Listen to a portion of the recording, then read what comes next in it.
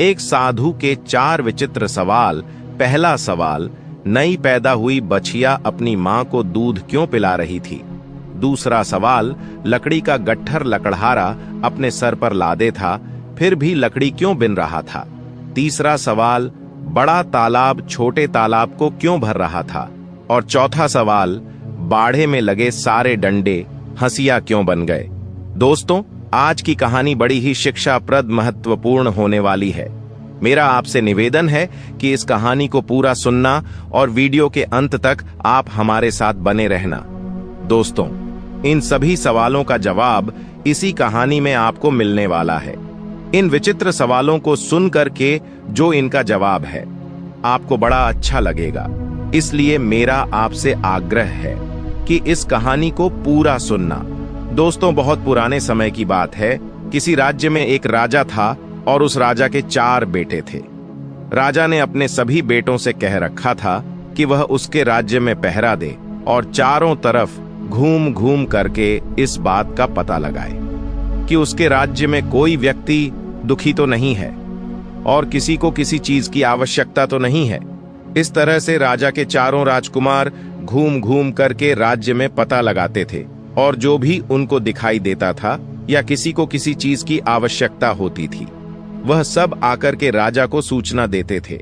एक दिन की बात है, सुबह के समय जो सबसे बड़ा राजकुमार था, वह पहरा देने के लिए चला जाता है और एक संत उसे मिल जाते हैं। वह संत एक तालाब के किनारे पर बैठे हुए थे और उनके पास 4 बड़े ही सुंदर घोड़े बंधे हुए थे जो घास चर रहे थे।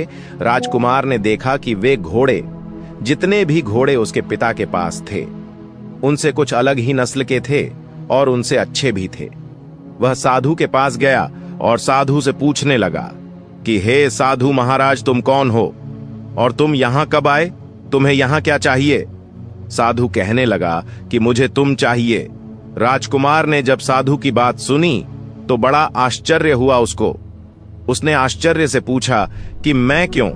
मैं इस देश के राजा का सबसे बड़ा राजकुमार हूं। मेरे पिता ने मुझे इस देश में देखने के लिए भेजा है और कहा है कि मैं देखूं जाकर के कि किसी को किसी चीज की यदि आवश्यकता है तो मैं जा करके के उनसे बताऊं। तुम यह बताओ कि तुमको किसी चीज की जरूरत तो नहीं है? वह साधु फिर से कहने लगा कि मुझे तो केवल तुम्हारी जरूरत है। तुम चाहिए और कुछ नहीं चाहिए, पर अगर तुम्हें कुछ चाहिए तो तुम मुझे बताओ, मैं तुम्हारे लिए वो ला करके दे दूंगा। साधु की बात को सुनकर के राजकुमार कहने लगा, अरे साधु महाराज, मैं तुम्हारे इन बढ़िया घोड़ों में से एक घोड़े पर बैठ करके सवारी करना चाहता हूं। साधु ने कहा, ठीक है, तुम अपनी सवारी के लिए कोई घोड़ा पसंद कर लो, लेकिन एक बात का ध्यान रखना कि शाम होने से पहले ही तुमको यहां लौट करके आ जाना है।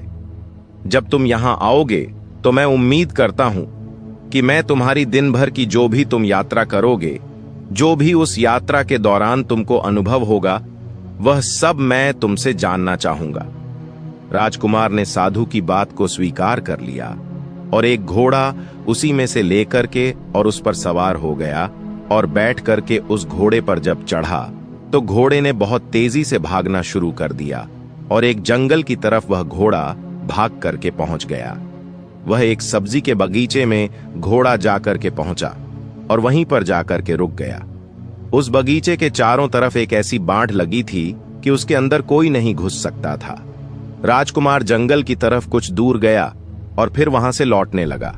जब वह वापस लौट रहा था तो उसने देखा कि उस सब्जी के बगीचे के बाड़े में लगे सारे डंडे हंसिया बन गए हैं और बगीचे में से सब्जियां काट रहे हैं। यह दृश्य देख करके उसे बड़ा आश्चर्य हुआ, पर उसकी वजह उसकी समझ में नहीं आ सकी कि ऐसा क्यों हो रहा है। वह वहां से चल करके उस साधु के पास पहुंचा और साधु ने उससे पूछा कि उसके घोड़े की सवारी कैसी रही, उसने रास्ते में क्या देखा और क्या अनुभव रहा। राजकुमार कहने लगा कि मैंने एक बगीचा देखा था जिसके चारों तरफ एक ऐसी बाढ़ लगी हुई थी कि जिसमें से अंदर जाना आना नामुमकिन था। मैं उसमें थोड़ा और आगे चला, फिर जब मैं वापस लौट करके आ रहा था तो मैंने देखा कि उसी बाढ़ के डंडे हंसिया बन गए हैं और उस बगीचे में से सब्जी काट रहे हैं। साधु ने पूछा, जानते हो इसका क्या मतलब है? साधु की बात को सुन करके राजकुमार कहने लगा, नहीं, मैं तो नहीं जानता कि क्या बात है। साधु ने कहा कि नहीं जानते, और तुम्हारे पिता ने तुमको इस राज्य की देखभाल करने के लिए कहा है, तो तुम उनका हाल कैसे जानोगे? यदि इस तरह से तुम्हारा हाल है तो तुम इसी समय पत्थर के बन जाओ। साधु के ऐसा कहते ही वह राजकुमार पत्थर का बन गया। जब सुबह हुई, राजा का जो दूसरा बेटा था वह भी शहर की देखभाल के लिए अपने राज्य से निकला, और वह भी जाकर के उसी साधु के पास पहुंच गया, और उसने साधु के बढ़िया घोड़ों को देख करके बहुत खुश हो गया। वह साधु के पास पहुंचा और साधु से कहने लगा कि हे महाराज, आप कौन हैं और कहां से आप आए हैं? बात को सुनकर के वह साधु कहने लगा कि मैं यहां इस देश में कुछ दिनों से घूम रहा हूं। ये चारों घोड़े मेरे हैं। क्या तुम इनमें से किसी एक घोड़े की सवारी करना चाहोगी? कल राजा का जो सबसे बड़ा बेटा था वह यहां आया था। उसने इसमें से एक घोड़े की सवारी करनी चाहिए थी। मैंने उसको किसी भी घोड़े को चुनने की आज्ञा दी और उसकी सवारी करने की मैंने उसको इजाजत दे दी थी। पर जब सवारी करके वह वापस आया तो जो कुछ भी उसने रास्ते में देखा था वह उसका सारा हाल मुझे समझा नहीं सका, तो मैंने उसको पत्थर का बना दिया। वह देखो, वह खड़ा है। राजकुमार कहने लगा, अच्छा, मगर उसने ऐसा क्या देखा जिसे वह तुम्हें समझा नहीं सका? साधु ने उसे कहा कि उसने क्या देखा था और क्या वादा किया था। अगर वह इस बात को उसे समझा सका कि डंडे हंसिया में क्यों बदल गए हैं, तो वह उसके भाई को जिंदा कर देगा और फिर से पत्थर की जगह पर वह इंसान हो जाएगा। राजकुमार कहने लगा कि साधु महाराज, तुमने तो बड़ा ही मुश्किल सवाल पूछ लिया है। जब मैंने उसे देखा ही नहीं जिसके बारे में तुम मुझसे पूछ रहे हो, तो मैं तुम्हें कैसे समझा सकता हूं? हाँ, अगर तुम्हारा एक सुंदर सा घोड़ा मुझे मिल जाए तो मैं उस तरफ जाकर के उसे देख लूं, तो शायद हो सकता है मैं तुम्हें इस बारे में कुछ बता सकूं। साधु ने उसको इजाजत दे दी और वह एक घोड़ा लेकर के वहां से चला गया। वह घोड़ा भी उसको एक जंगल की तरफ लेकर के वहां जाकर के उसने देखा कि नई पैदा हुई एक बछिया है जो अपनी मां को दूध पिला रही है। वह बहुत देर तक इस अजीब दृश्य को देखता रहा और फिर वह वापस उसी संत के पास लौट आया। साधु ने पूछा कि तुमने रास्ते में क्या देखा? राजकुमार ने उसे बताया कि उसने देखा कि एक नई पैदा हुई बछिया अपनी मां को दूध पिला रही थी। साधु ने उससे भी पूछा कि क्या तुम बता सकते हो कि इसका कौन सा मतलब हुआ? राजकुमार कहने लगा कि मैं नहीं जानता। साधु कहा कि क्या तुम नहीं जानते? इसका क्या मतलब है? राजकुमार उसके इस सवाल का जवाब नहीं दे सका, क्योंकि इससे पहले ही वह पत्थर का बन चुका था। जब तीसरा दिन बीता और सुबह हुई, तो जो तीसरा राजकुमार था वह भी शहर का भ्रमण करने के लिए अपने राज्य से निकला, और वह भी रास्ते में उसी संत के पास जाकर के पहुंच गया। उसने भी उस संत के पास बंधे हुए घोड़ों को देखा, और घोड़ों को देख करके वह बड़ा आश्चर्यचकित हुआ। उसने उस संत से पूछा कि वह कौन है और इतने सुंदर घोड़े उनके पास कहां से आ गए हैं। उसके इस सवाल पर ध्यान ना देते हुए उस साधु महाराज ने उससे पास बैठ जाने के लिए कहा। बातों बातों में उसने पता लगा लिया कि यह भी राजकुमार था और अपने दो बड़े भाइयों की खोज करने के लिए यहां निकला है। उसने उसको बता दिया कि उसके जो दो बड़े भाई थे उनके साथ क्या क्या घटना घटी है। फिर उसने बाद में उससे भी कहा कि वह उसने दोनों भाइयों को जिंदा कर सकता है अगर वह यह बता दे कि बाले के डंडे हंसिया में क्यों बदल गए और नई पैदा हुई बछिया अपनी मां को दूध क्यों पिला रही थी। साधु की बात को सुनकर के राजकुमार कहने लगा, बहुत बहुत धन्यवाद। अगर आप मुझे अपना एक घोड़ा दे दें तो मैं इन अजीब चीजों को देख करके वहां पर जब जाऊं तो समझ सकूं, और शायद हो सकता है मैं आपको इन प्रश्नों का उत्तर बता सकूं। साधु ने कहा, ठीक है, कोई बात नहीं। तुम इसमें से जो भी घोड़ा तुमको पसंद है उसको ले जाओ, मगर ध्यान रखना कि होने से पहले तुम्हें यहां वापस आना है, और जो कुछ भी तुमने देखा है उन सारे दृश्यों को आकर के यहां सही सही मुझे बताना है और उसका मतलब समझाना है। राजकुमार ने उन घोड़ों में से एक घोड़े को लिया और घोड़े पर बैठ करके वहां से निकल लिया। वह घोड़ा भी उसको उसी जंगल की तरफ लेकर के गया, जहां उसने देखा कि एक आदमी अपनी पीठ पर लकड़ियों को लादे लिए जा रहा है, और वह केवल उन्हीं लकड़ियों से संतुष्ट नहीं है जो उसने इकट्ठा कर ली है और जिनका गट्ठर बना करके वह अपने सर पर लादे हुए है, बल्कि वह रास्ते में पड़ी और भी लकड़ियों को उठाता जा रहा है। राजकुमार ने सोचा, इसका क्या मतलब हो सकता है? जब मैं साधु के पास पहुंच तो क्या मैं साधु को इसका मतलब बता पाऊंगा? अफसोस, यह राजकुमार भी इस दृश्य का मतलब समझाने में नाकामयाब रहा। वह भी जब साधु के पास पहुंचा और साधु ने उससे पूछा कि जंगल में जाकर के तुमने कौन सी चीजों को देखा और तुम्हारा क्या अनुभव रहा, वह राजकुमार भी साधु के किसी भी सवाल का जवाब नहीं दे सका और साधु ने उसे भी पत्थर का बना दिया। जब अगली सुबह हुई और राजा का जो चौथा बेटा था, आखिरी बेटा, वह भी अपने राज्य में भ्रमण करने के लिए, राज्य का हालचाल लेने के लिए निकल पड़ा। अपने घर से और अपने भाइयों को ढूंढने के लिए वह उसी साधु के पास आकर के पहुंच गए। उसने जाते ही साधु को प्रणाम किया और कि पूछा कि क्या उसके तीनों भाइयों को आपने कहीं देखा है? हां, देखा है। इतना कहकर के एक तरफ इशारा करते हुए साधु ने कहा कि देखो, मैंने तुम्हारे तीनों भाइयों को पत्थर का बना दिया है और वह तीनों अभी यही खड़े हुए, क्योंकि उन्होंने पास के जंगल में जो कुछ भी देखा था वह सही सही मुझे समझा नहीं सके, पर मैं उनको जिंदा कैसे कर सकता हूं? राजकुमार पूछने लगा। साधु ने कहा कि अगर तुम मुझे इन सब चीजों का मतलब समझा दो जो इन लोगों ने देखा था, तो हो सकता है मैं इनको पत्थर की जगह पर जीवित कर दूं। इसके बाद उसने उन राजकुमारों को द्वारा देखे हुए तीनों दृश्य उसको बता दिए। राजकुमार कहने लगा कि अगर आप मुझे अपना एक घोड़ा दे दें सवारी करने के लिए, और मैं शायद वहां पहुंच करके इन सभी दृश्यों को देखूं, तो हो सकता है कि मैं इनको बताने में कामयाब हो सकूं।